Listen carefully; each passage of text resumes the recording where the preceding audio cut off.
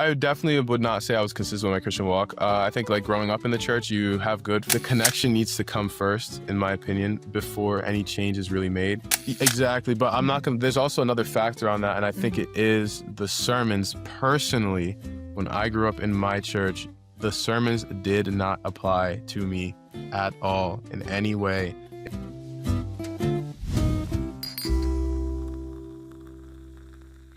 Welcome. I am here today with someone that I met not too long ago going to the church. I saw him there helping, walking back and forth, and I found out that he's a big influencer. So excited about that because I play around that I am the influencer wannabe. That's funny.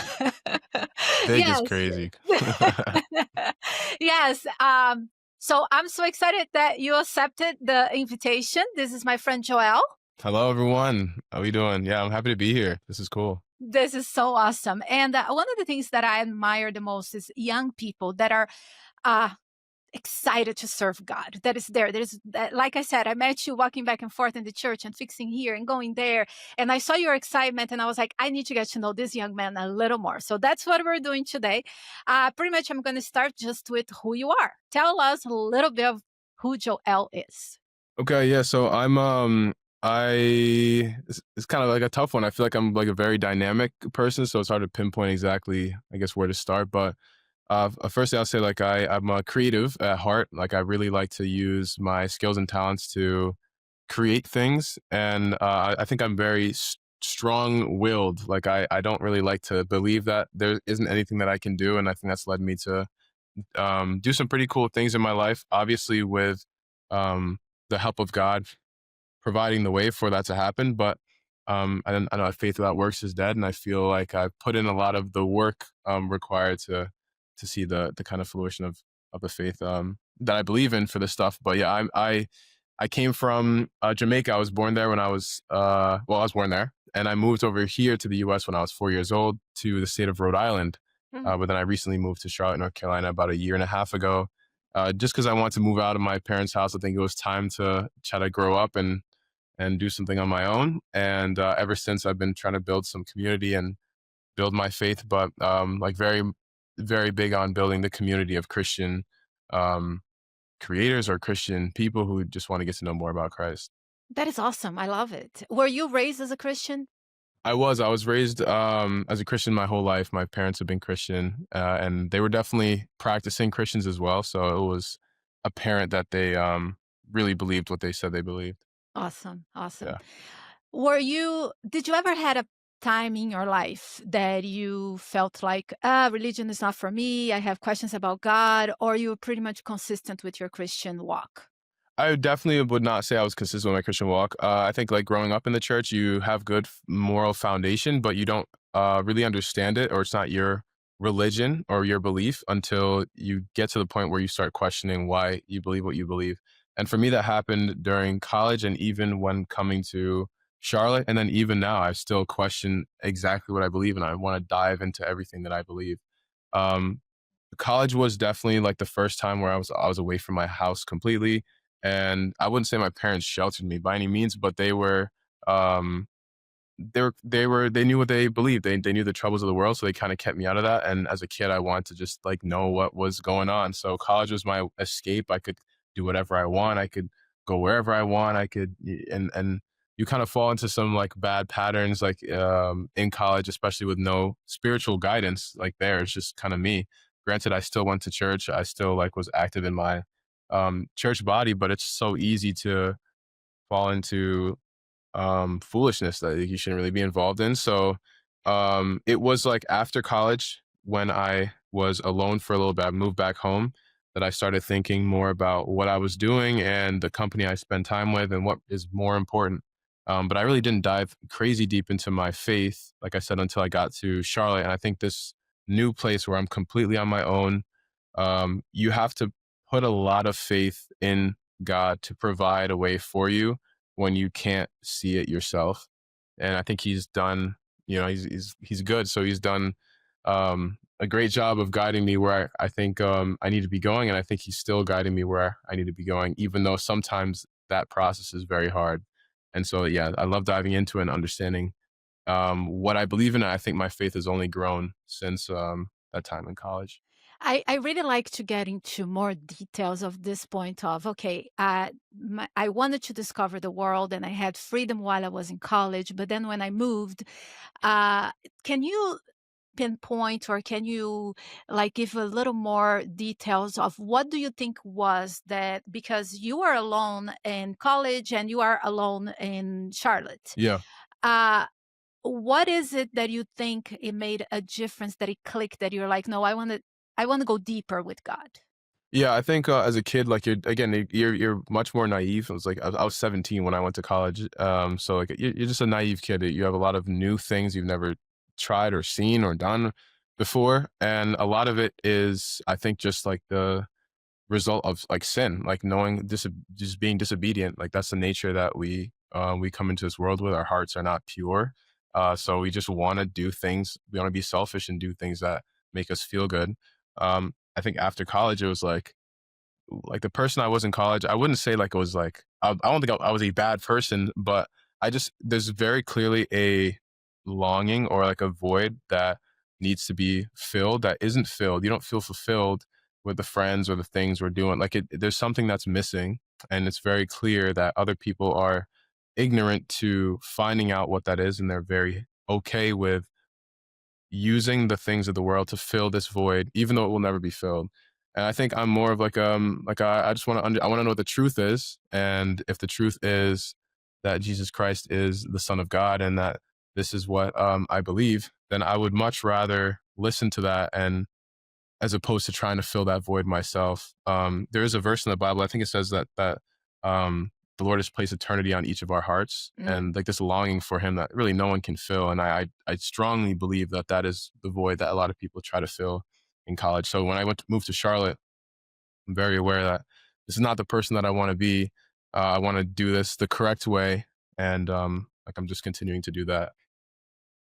Yeah, So and you touched on a point that a lot of the I have a lot of people that starts like commenting crazy things on my chats. Either yeah. they are very radical Christians that are against things that I'm doing, especially by being a female pastor, Hmm. or it's people that are upset that I was an atheist and now I'm a believer.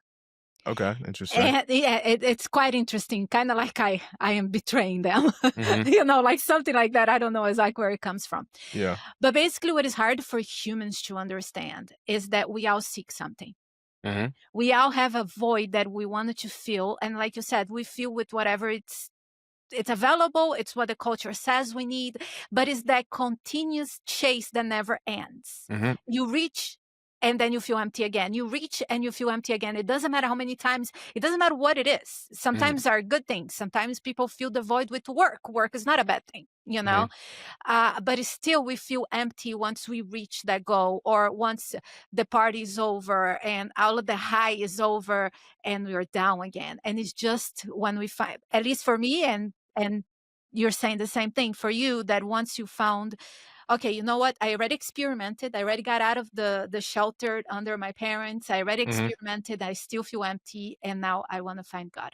What I love about your stories, because well, I don't know much and I'm loving that I'm discovering everything in this interview, Yeah. but I am seeing that not only you said, you know what, I want to have a relationship with God, but you also said, you know what, I want to show the fruits of it. Hmm. Let's switch a little bit from your personal experience. Well, still your personal experience, but it's like, how did you translate? Okay, now I want to have a deeper relationship with God. Oh, you know what? I want to put a pause on that. Okay. Before we go there, that's Hmm. something else that I want to check.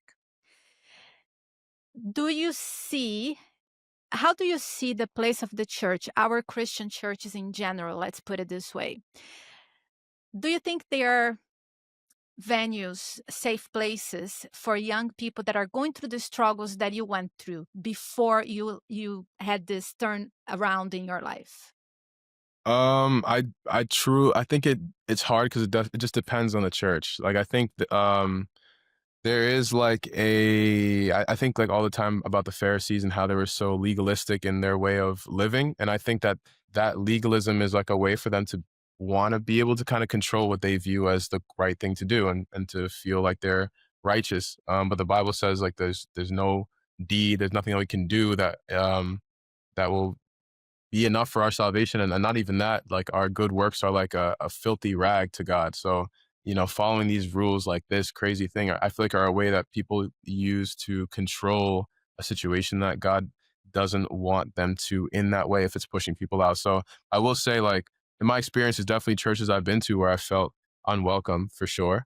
And that's as me being a Christian, like because of what I wear, because of like maybe how I look or how I dress or whatever. Like, so I've definitely felt that way before, and it's like mildly frustrating because it's not how I don't think it's how Jesus would act. Now there is a caveat though. I think there's like certain things that you shouldn't be doing in a church, like, but the church is for the people who are sick. So if we're trying to like cleanse everyone um before they come in as opposed to like bringing in whoever, it's not a good place to be. I think it's just very difficult because people are people Mhm. and people like things the way that they do. And even if they're Christians, like Christians are the same as non-believers. We just have the faith that God is Jesus is the son of God, and he came back. So it's like, it's kind of annoying or frustrating, or people don't really understand that we're just people like the same as you.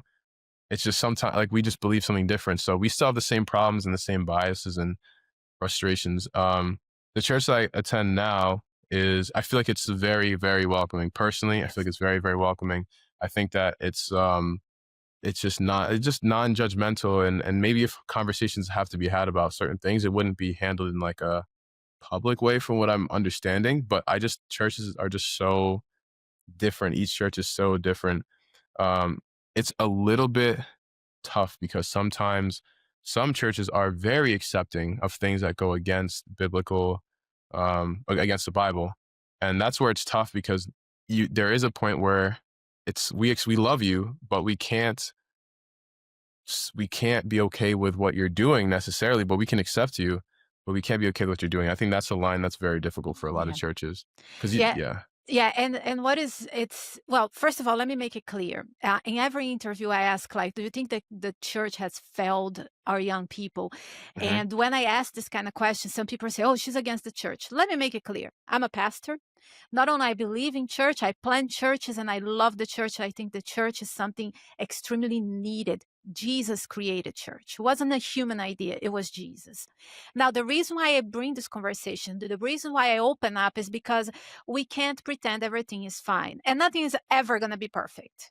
The church is made by humans, the head is Christ, but it's the body is made by humans and is never going to be perfect. But whatever we can do to help make a difference, to help face the challenge that we have, that in every one young people are leaving the church after a year that they graduate from high school, there is something there that we need to look into it. Pretending is not happening, it's not going to help. And because I love the church, I want to help my church. And that's why I'm listening to young people like you Hmm. that are saying that you're not only sitting and complaining, you're doing something about it.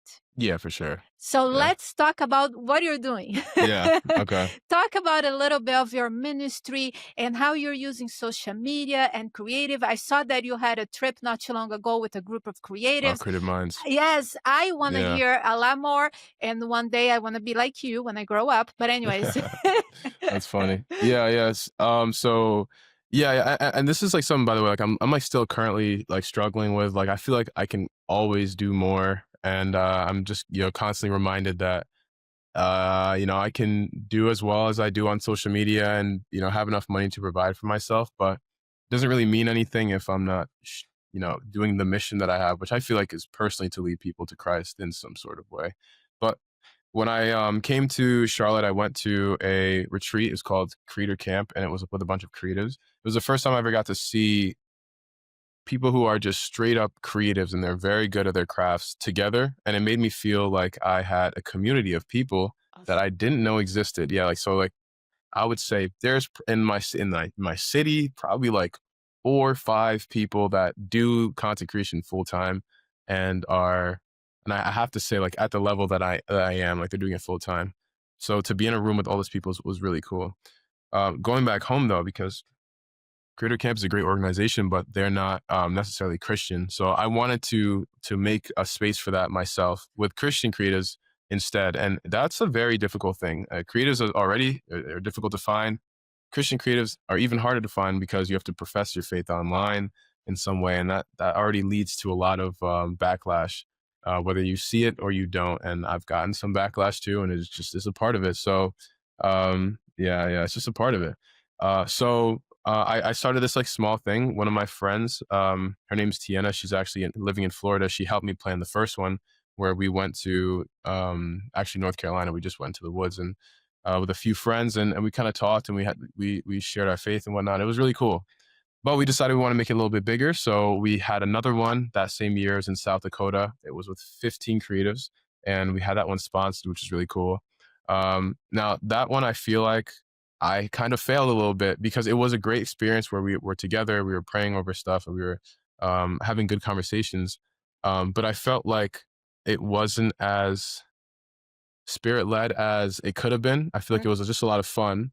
But I wanted Creative Minds to be very clearly a Christian run organization, and I just really badly knew like I can't compromise on faith. It can't be like it's we pray sometimes. Like I want it to be like you come here to be fulfilled, but also to be with creatives. So I created this next retreat where we're very intentional about who we invited.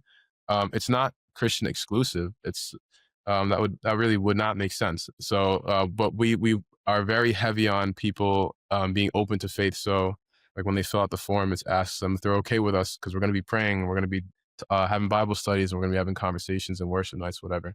And so the people who weren't Christians signed up, but I would say it was probably 85% Christians and then 15% questioning or not necessarily Christians. And that was by far the best retreat. We had that one this year in April in Tennessee. By far the best retreat. It was insane to see. We had Bible studies pretty much every single day. We had worship nights. We were praying with each other. It was a very, very blessed thing. And that one was spirit led. Like I could feel it. Like everything was working out for the benefit of this thing, even when things were tough. We planned that one with like 2 months in advance, which is not enough time. Um, I'm just like realizing more and more as I go on. Like we post that stuff on social media, and that page has like 1,500 followers, which is crazy because there's only 6 posts on the page. So like there's clearly a longing for young people who are Christian and creatives to want a community of that same thing. And I feel like that's like what God is calling me to do is kind of do that as well. Now I will say, like in this current time right now, I do have to get like surgery in a few weeks because I tore my ACL.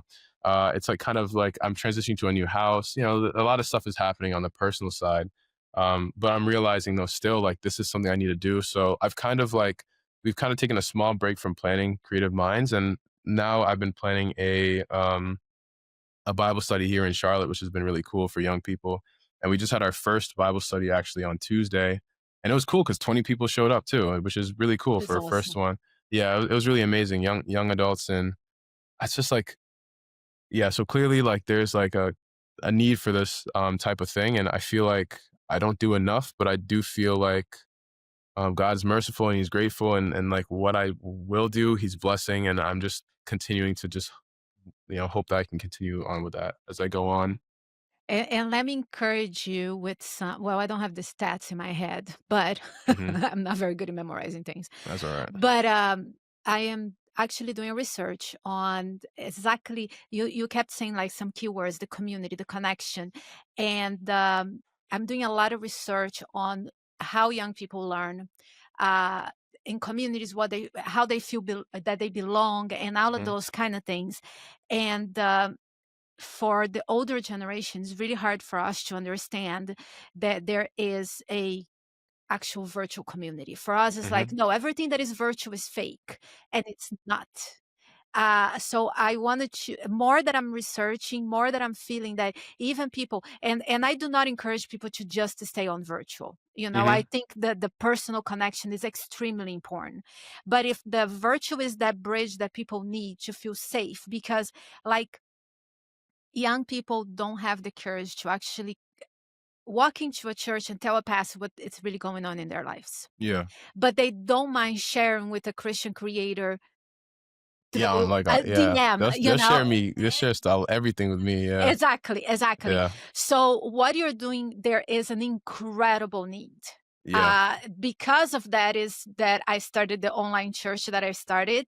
Hmm. It's kind of like the small group that you have in person, but it's really it's online. Hmm. But because I'm seeing that young people do feel connected, even if it's virtual, even if it gives this vibe of something that is not real because it's online, it is Hmm. real. And that took me a while to understand. It took like reading research from people that are they have PhDs on sociology and all of these different kind of things on learning and community and belonging and mental health. I'm reading all of these things to actually understand, no, this is real. Hmm. It's weird for us older generation, but this is real and there is an extreme need. Yeah. On your group that you have for the Bible study, where Mhm. do these people come from? Are they part of your church already, or how is it? Yeah, I've been doing like a lot of church hopping. I actually go to two churches. So I Mm, go to Pursuit, and then I also like hop around a lot to a bunch of different Sunday churches that okay. are here. Hmm. Mostly because a lot of the youth are at those Sunday churches. I don't know why our church specifically on Saturdays does not have as many youth, but the young population is like there's just a lot of them around. So I'm noticing like they all pretty much have these same exact problems.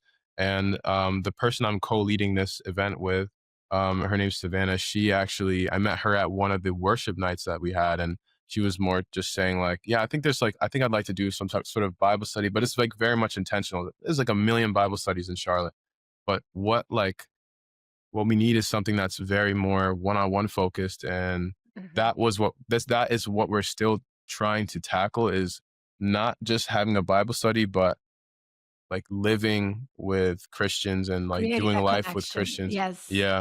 And Yes. I think that's huge for a number of reasons. But like one is people, the connection needs to come first, in my opinion, before any change is really made.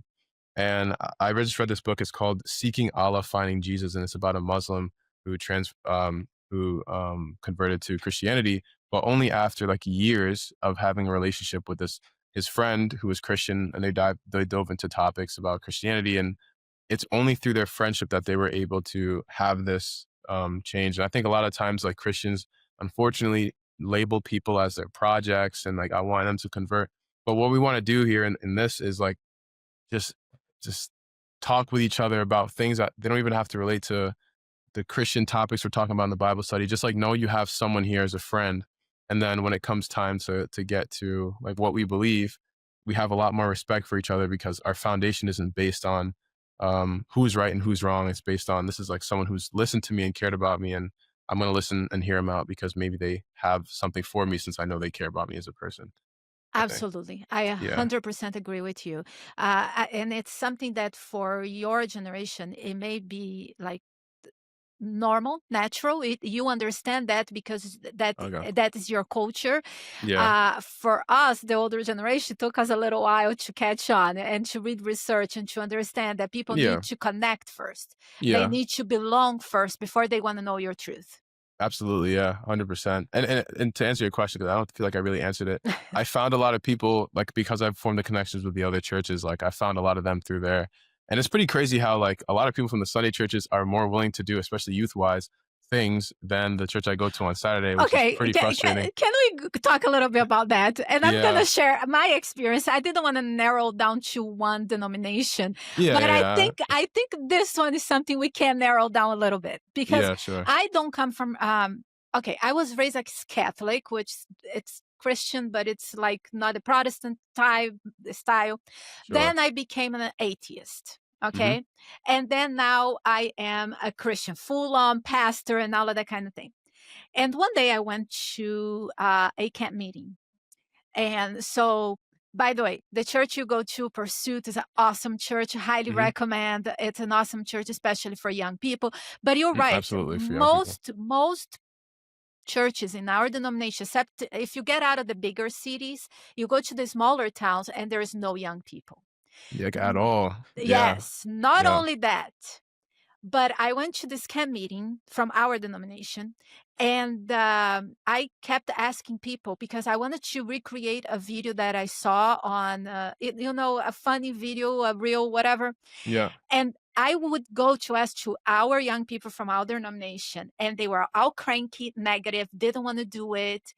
And then all of a sudden, I found this group. There were about 12 of them. And when I mentioned to them, they were like, "Oh, that is so cool. Definitely. I wanted to do it." They immediately jump in and they helped me record the video.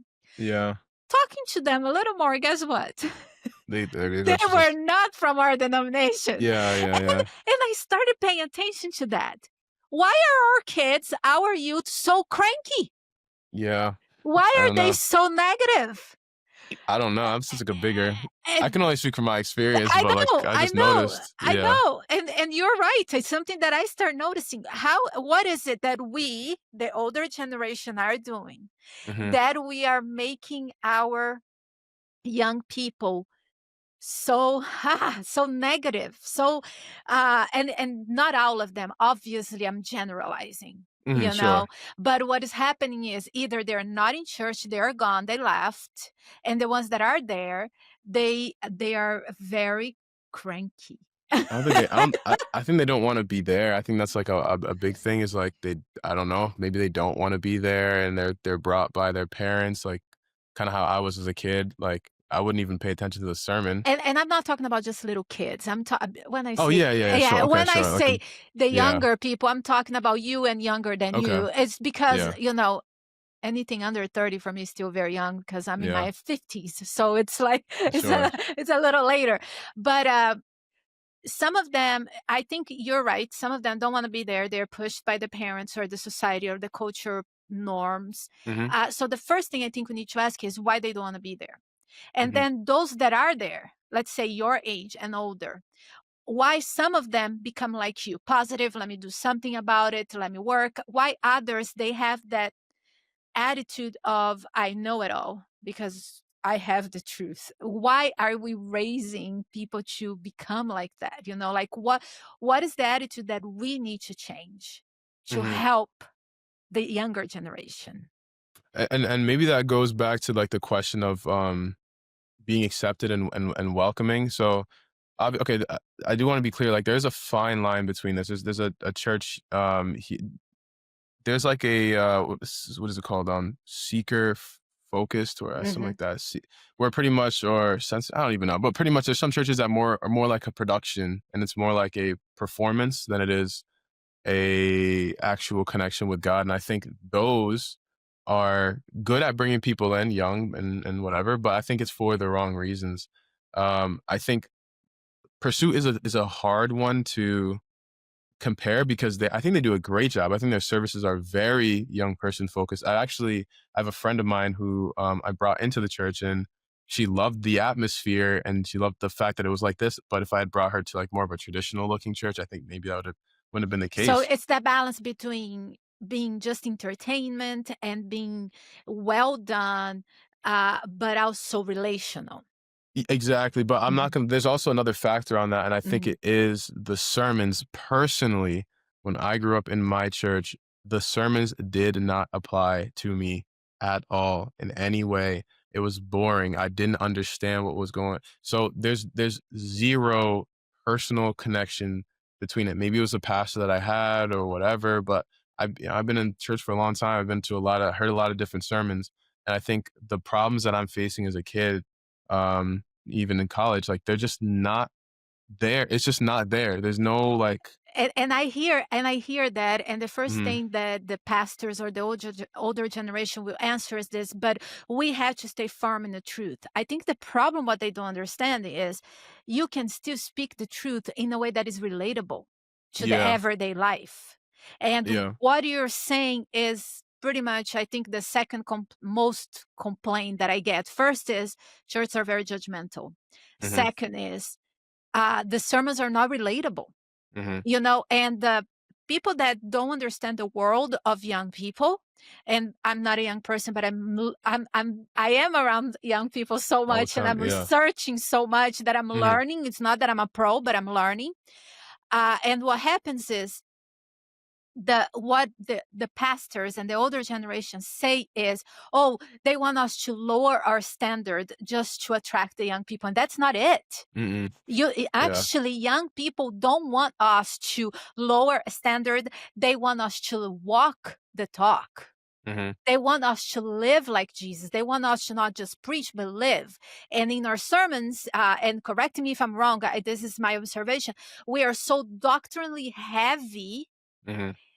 which doctrines are great and needed and we need to continue doing. But what we need to do is put it into, okay, how does that doctrine applies to the young people's life now?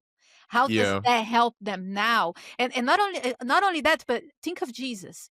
Jesus took care of their needs before he came with theology. Mm-hmm. Absolutely. Yeah. Yeah. Healed him. Yes, and you touched a topic that it's one of It's a my tough one. it's a tough one, but it's one that I really wanted to face head on, because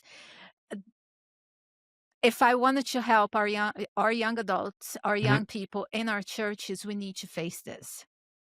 I think so. I think I really do think it's like just like a disconnect. I mean, the world is changing so fast and technology is changing so fast, and yeah, there's just like extreme isolation in young people, extreme isolation. People are so socially awkward in general. They're so scared of being out in a place where they won't feel comfortable. And I know the older generation just doesn't have that same type of like pressure. It might not make a lot of sense. And that's like definitely something that I'm aware of, but it's hard because like a lot of these people, this even in like whatever our denomination is, like they might not have grown up or like really understanding what it is for themselves. And that's also another factor too, is like straight up hardship. Like when you're going through a very difficult time, you have to go to something. And because I grew up in the church, um, when I go through hardship, I know where to go. But even as I'm going to the church, like I'm realizing I don't really understand the gospels of Christ as much as I did. I didn't even know like Paul wrote like most of the New Testament. I didn't understand like I just didn't understand like the Holy Spirit is a comforter, lives inside of each of us. Like these type of things are very simple things that I think also get overlooked by the church because they already know all this stuff. But like we weren't ever taught that. I wasn't ever taught that. And so it's like there needs to be some sort of like intermediary like class or something that helps people understand deeper what they believe so that they can find maybe those sermons more relatable in their lives. But like I didn't know so much until the last year just because I didn't know until I had hardships. I was like, I need to understand this. Like I really need to dive into this. I think one of the biggest mistakes that we make as pastors, as leaders in the church, and as parents is that we assume that because you're raised in the church, you know. Yeah, for sure. You're raised in the church, you went to every single Bible class, whatever that we have to offer. First of all, we expect that you should know. And our mercy towards you and towards someone that it walks from the outside that we're not a Christian is totally different. And Hmm. let me explain to you what I mean by this.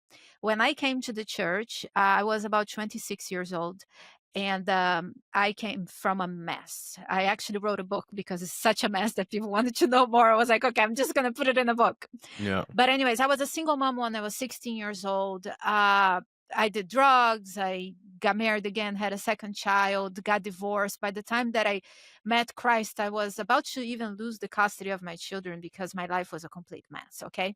Mm, Then I became okay. a Christian. I came to the church and people pretty much like worship me. No, I'm kidding. They're not worshiping me, but they were like, oh, this is so wonderful. We love Hmm. you, blah, blah, blah.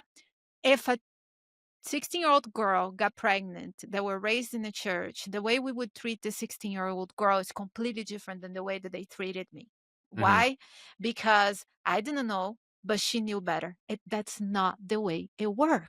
Yeah, I agree. Until the 16-year-old actually has her own personal encounter with God, we need to treat her with the same mercy. But then it's like you said, we're not going to support things that are not biblical, things that are against the Bible and God's principles. That is not supporting. Hmm. Embracing this child that is pregnant. It's not saying, hey, go and have free sex and do whatever you want. That's not it. That is taking Hmm. care of the human that is right there in front of you. And Absolutely. young people today are not dumb. It's not Mhm. because somebody else got pregnant that, oh, now I can get pregnant too. No, nobody wants that. Mhm. They're very smart and very well educated with sex ed education and all of that kind of thing. So yes, it's having mercy and understanding that the kids and the youth inside their churches are having their own journey. Even though it might be my child, their brain is not extension of mine. They don't have all of the preconceived ideas and they don't have all of the studies that I had. And we Mhm. need to understand where they are without supporting something that is wrong, Yeah. but it's still loving them. Yeah, yeah, that's definitely the biggest, just like definitely the biggest problem for sure is people think like once you're in the church, like you're clean. Like that's why I was saying that same analogy. Like we are literally the same people. We just have faith in something that is bigger than us. But we make the same mistakes. We do the same things. We struggle with the same problems. And to feel like you are bigger than someone else because of the organization you're a part of is the epitome of pride. And that's exactly what these Pharisees were doing in the Bible that Jesus was rebuking. And I feel like, yeah, it'd be a different scenario if we were to live more like Jesus did, which is very it's very hard, I think, so for people. So it's just tough. Yeah. It's kind of like looking at the attitude that Jesus did with the woman that was caught in adultery. Yep. First, by the way that he dealt with her while she was laying there, he showed love. Hmm. Then he said, "Go and sin no Sin more." no more. Exactly. But first he showed love, and this is where I think we're lacking very much. Yeah, for sure. Joel, I'm loving this conversation. This is so awesome. Yes. Uh, Yes. I really appreciate that we did this, and Absolutely. I definitely want to see how I can help you be a spiritual support, or how. I was going to say I can't help you with anything in the creative part because Yeah. you need to help me I with was about to that. say I'm pretty good with that one for now. Yes, yes, yes. But if you need the spiritual support for whatever you're doing with your creative, with your Bible studies, whatever it is, I wanted to let you know that I am here for you. Thank you. Yeah. And but before we finish, is there any like last words that you like to share?